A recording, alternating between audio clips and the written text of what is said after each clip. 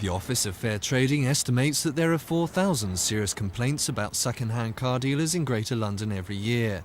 But if more complaints were actually reported, the figure for dodgy London cars could be as high as 400,000.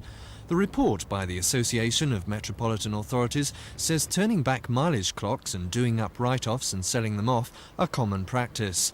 Now the local authorities want a comprehensive Motor Trade Act that will enable trading standards officers to enforce consumer legislation before a car is actually sold.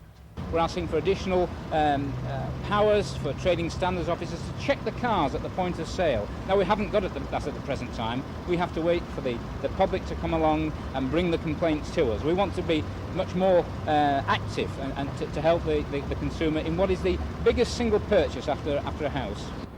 Among its recommendations, the report calls for a car's full history and condition to be displayed on the windscreen. It also wants a more extensive MOT test to provide customers with a better guide to a vehicle's roadworthiness.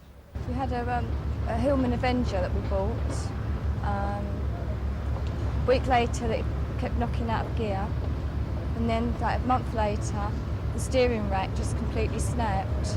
When this steering wreck went, we'd just come off a motorway. We could quite easily have been killed. We had 2 children in the car as well. So your car, in fact, did have an MOT certificate? Yes, we couldn't pick the car up straight away because they'd done an MOT on it before we could take it.